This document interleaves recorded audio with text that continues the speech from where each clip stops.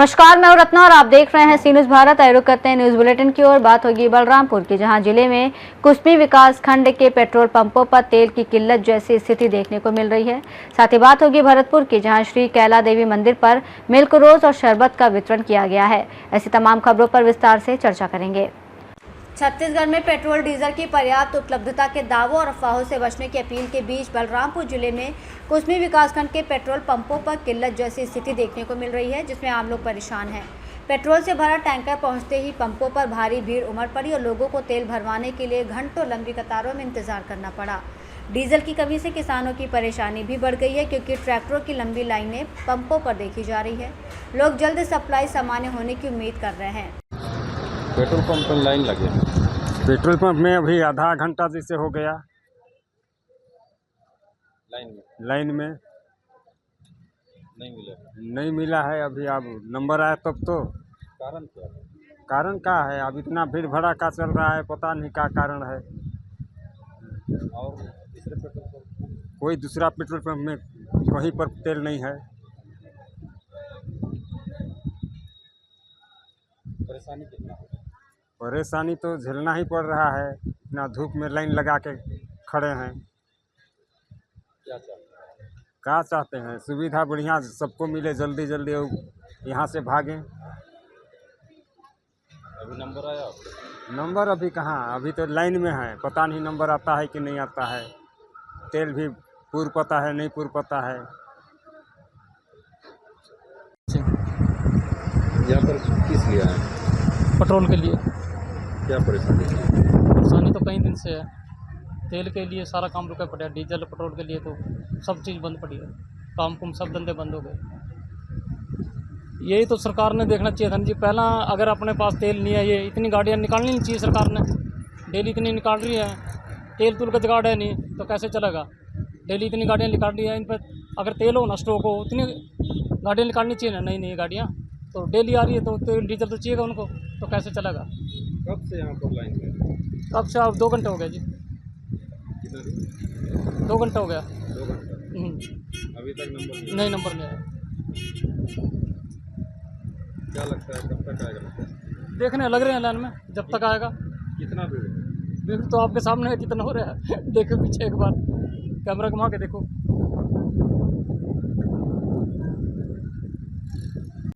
बलरामपुर से सी न्यूज़ संवाददाता मुकेश सिंह की रिपोर्ट। भरतपुर में जिला अग्रवाल महासभा की संयुक्त जिला कार्यकारिणी का चुनाव मुख्य निर्वाचन अधिकारी राकेश गोयल, सराफ संरक्षक अनुराग गर्ग और राजेश मित्तल एडवोकेट की देखरेख में संपन्न हुआ, जिसमें सभी पदों पर निर्विरोध निर्वाचन हुआ। अतुल मित्तल सीए को लगातार दूसरी बार जिलाध्यक्ष चुना गया, जबकि ओम प्रकाश गुप्ता को जिला महामंत्री, प्रमोद कुमार अग्रवाल को उपाध्यक्ष, अनिल कुमार को कोषाध्यक्ष, डॉक्टर अशोक अग्रवाल, विशन गुप्ता, प्रीतेश गर्ग, सत्यव्रत आर्य, हेमंत कुमार गर्ग, राजीव मित्तल और दीनदयाल गुप्ता को सदस्य पद पर निर्विरोध निर्वाचित किया गया। निर्वाचन अधिकारी ने बताया कि 19 मई को प्रस्तावित चुनाव के लिए 16 मई को नामांकन प्रक्रिया पूरी होने के बाद सभी पदों पर निर्विरोध चयन हो गया और इस अवसर पर समाज के कई वरिष्ठ पदाधिकारी और गणमान्य लोग मौजूद रहे। आज के चुनाव में मुझे जो जिलाध्यक्ष की जिम्मेदारी दी गई है, मैं अपने पूरे सामर्थ्य से सभी अग्रवाल समाज को साथ लेकर इसे नई ऊंचाई पर पहुंचाने की कोशिश करूंगा। आप सभी का इन चुनावों में एक निर्विरोध रूप से चुनाव संपन्न कराने के लिए बहुत बहुत धन्यवाद, बहुत बहुत आभार। धन्यवाद। पर अतुल मित्तल जी सीए का और उपाध्यक्ष पर प्रमोद कुमार अग्रवाल जी, महामंत्री पद पर अनिल महामंत्री, कोषाध्यक्ष पद पर अनिल कुमार अग्रवाल, कार्यकारिणी सदस्य डॉक्टर अशोक अग्रवाल, दूसरे विशन गुप्ता, तीसरे प्रीतेश गर्ग, सत्यव्रत आर्य, हेमंत कुमार गर्ग, दीनदयाल गुप्ता और राजीव मित्तल, ये सभी सदस्य, सभी लोग निर्विरोध निर्वाचित हुए। अग्रवाल महासभा भरतपुर के चुनावों में आज नवनिर्वाचित हमारे बड़े भाई अतुल मित्तल जी अध्यक्ष एवं महामंत्री पद पर मैं निर्वाचित हुआ। उसके लिए पूरी समाज के लिए बहुत बहुत धन्यवाद। भरतपुर से सी न्यूज़ संवाददाता देवेंद्र की रिपोर्ट। भरतपुर में the motor bus operator union और श्रीमती मिथिलेश गुप्ता सेवा समिति द्वारा पुरुषोत्तम मास मलमास के शुभारंभ से एक दिन पूर्व हीरादास बस स्टैंड स्थित श्री कैला देवी मंदिर पर मिल्क रोज और शरबत का वितरण किया गया। करतार सिंह मदेरणा में और मेघराज मुखिया के सानिध्य में आयोजित इस कार्यक्रम में 17 मई से 15 जून तक शीतल जल सेवा का शुभारंभ भी किया गया। 21 परिंदे लगाने का संकल्प लिया गया। समिति के संस्थापक पुनीत गुप्ता और अध्यक्ष दीपिका गुप्ता ने बताया कि इस अवधि में गोवर्धन, मथुरा, वृंदावन, डीग और कामवन जैसे धार्मिक स्थलों पर आने वाले श्रद्धालुओं के लिए शीतल जल, विश्राम और सुरक्षा जैसी सुविधाएं उपलब्ध कराई जाएंगी। इस परोपकारी कार्य की प्रेरणा समृद्धि भारत अभियान के निदेशक सीताराम गुप्ता और समाज सेविका त्रिवेणी गुप्ता ने दी। देवी जी के मंदिर पर मिल्क रोज और ठंडे पानी की व्यवस्था की गई और मई के महीना में सब लोगों को ठंडा पेय मिलेगा। करतार सिंह, डीजी ट्रैवल, भरतपुर से सीनू संवाददाता विष्णु मित्तल की रिपोर्ट। बुल्ढाना शहर में धर्मवीर छत्रपति संभाजी महाराज की 369वीं जयंती के अवसर पर विधायक संजय गायकवाड़ के मार्गदर्शन में भव्य जुलूस निकाला गया, जिससे पूरा शहर भगवा रंग में रंग गया। जुलूस में हजारों शिव प्रेमियों, युवाओं, माताओं, बहनों और नागरिकों ने भाग लिया और जय शिवराय, जय शंभू राजे, हर हर महादेव के नारों से वातावरण गूंज उठा। इस दौरान तलवारबाजी, दंडपट और मल्लखम्ब जैसे पारंपरिक प्रदर्शन किए गए। वहीं छत्रपति शिवाजी महाराज, संभाजी महाराज, डॉक्टर बाबा साहेब अम्बेडकर, जीजाऊ माता, महात्मा फूले और सावित्रीबाई फूले के जीवन पर आधारित झांकियां भी आकर्षण का केंद्र रहीं। ढोल नगाड़ों और भगवा झंडों के साथ निकला ये जुलूस शहरवासियों के लिए यादगार बन गया। बुल्ढाना, महाराष्ट्र से सीनू संवाददाता सीमा संदीप सावजी की रिपोर्ट। असोथर थाना क्षेत्र में पीड़िता साहिस्ता को न्याय दिलाने के लिए गुलाबी गैंग लोकतांत्रिक की अध्यक्ष हेमलता पटेल अपने प्रतिनिधि मंडल के साथ थाने पहुंची और दोषियों के खिलाफ सख्त कार्रवाई की मांग की। मामले की गंभीरता को देखते हुए थाना प्रभारी ने पीड़िता के प्रार्थना पत्र पर ससुराल पक्ष के कई सदस्यों के खिलाफ मुकदमा दर्ज कर लिया है और जल्द कार्रवाई का भरोसा दिया है। साहिस्ता का विवाह 2022 में कुसुम्बी निवासी नौशाद अली से हुआ था, जिसके बाद दहेज को लेकर उसे पति, ससुर, सास और अन्य परिजनों द्वारा प्रताड़ित करने और मारपीट करने के आरोप सामने आए हैं। 11 मई 2026 को पिता के सामने मारपीट कर घर से निकाल देने के बाद मामला और गंभीर हो गया। पीड़िता के न्याय के लिए संगठन के हस्तक्षेप के बाद कार्रवाई शुरू होने से परिजनों ने राहत जताई है, जबकि हेमलता पटेल ने महिलाओं पर अत्याचार के खिलाफ सख्त रुख अपनाने की बात कही है। मेरा नाम साहिस्ता है, मैं बउआ से आई हूँ। कई बार आ चुकी हूँ यहाँ थाने पे, मुझे इंसाफ नहीं मिला है। आज मेरा मुकदमा लिखा गया है। ससुराल वाले मुझे पीड़ित कर रहे थे। मैं हेमलता पटेल, गुलाबी गैंग लोकतांत्रिक की अध्यक्ष, आज अपने कार्यकर्ताओं के साथ यहाँ असोथर थाने पे आए हुए हैं।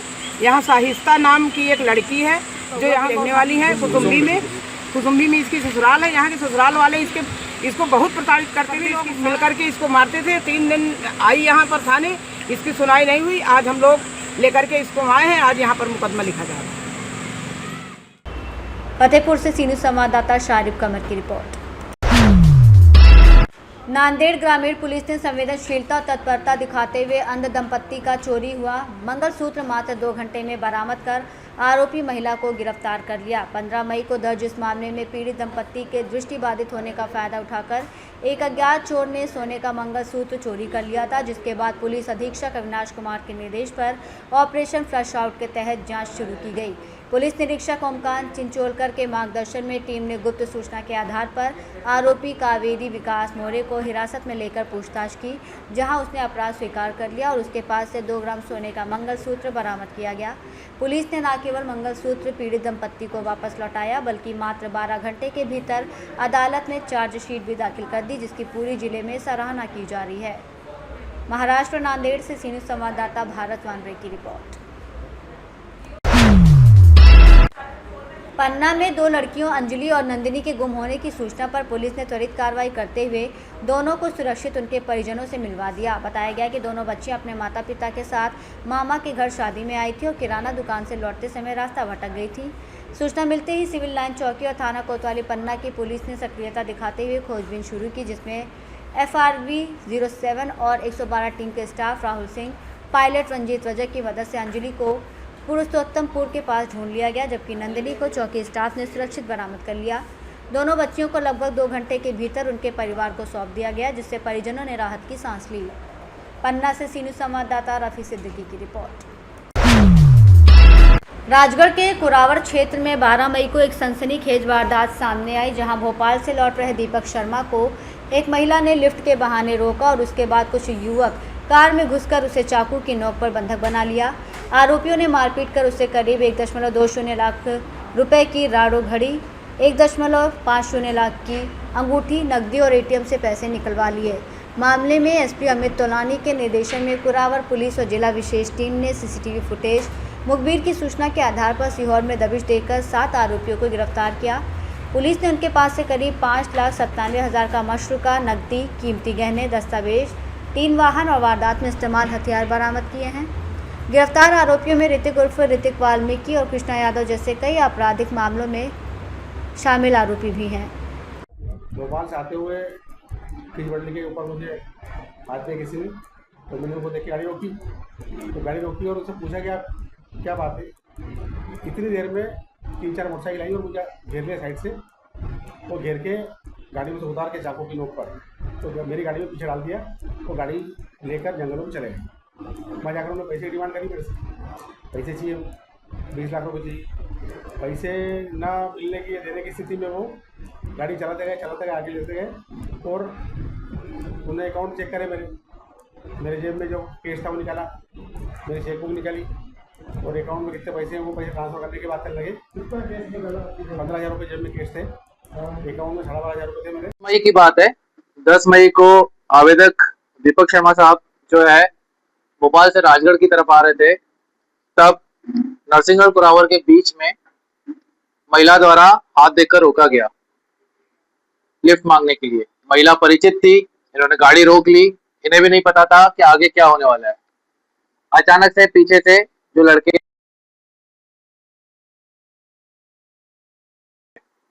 गाड़ी में घुस के इमीडिएटली उन्होंने चाकू दिखाया उनको और गाड़ी में आगे स्टीयरिंग पे बैठ गए, उनको पीछे बिठा दिया। गाड़ी अपने ताबे में ले ली, उन्होंने अपने कब्जे में ले ली। ये लोग बैठ गए, उनको बंधक बना के सीहोर लेकर चले गए। सीहोर में काली पहाड़ी जो है जंगल है, वहां पर थी, अंगूठी थी, पेंडेंट था, राड़ो की घड़ी थी, जेब में कैश था, ये सब लूट लिया। ना केवल इतना, इनसे इनका एटीएम कार्ड और पिन लिया गया।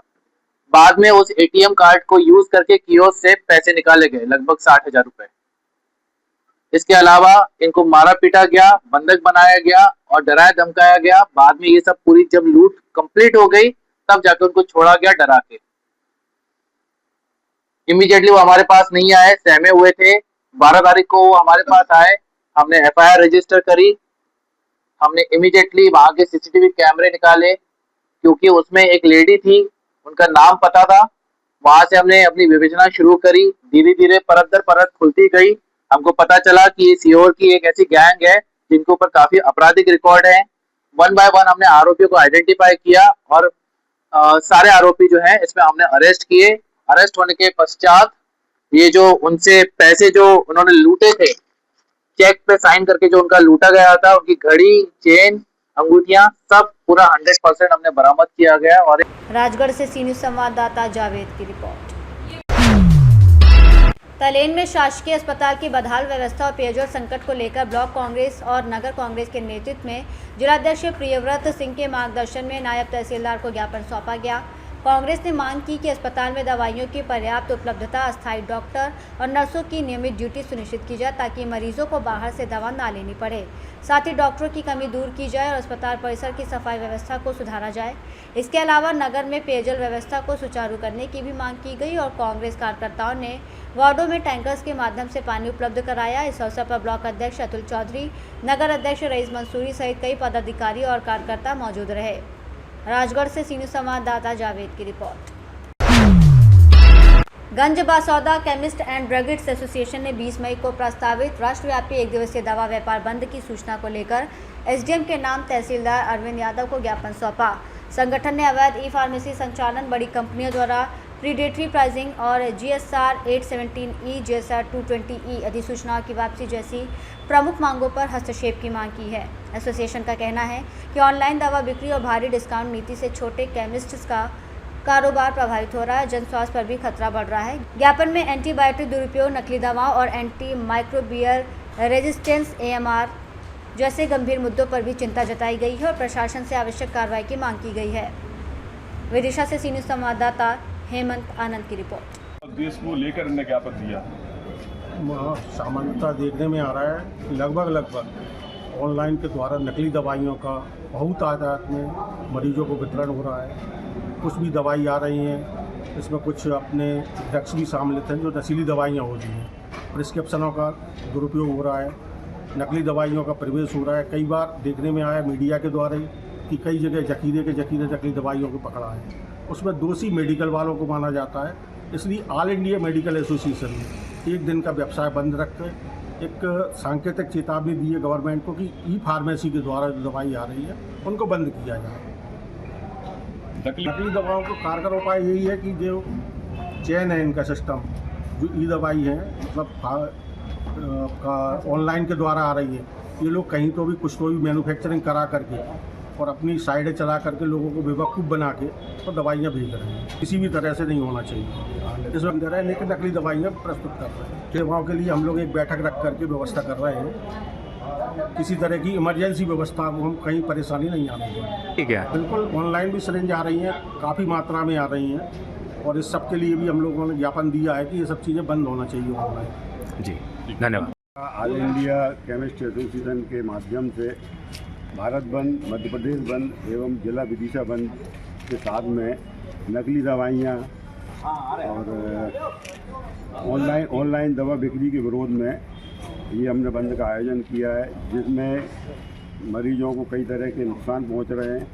जैसे नकली दवाइयाँ आ रही हैं, इसकी देखरेख करने वाला कोई नहीं है।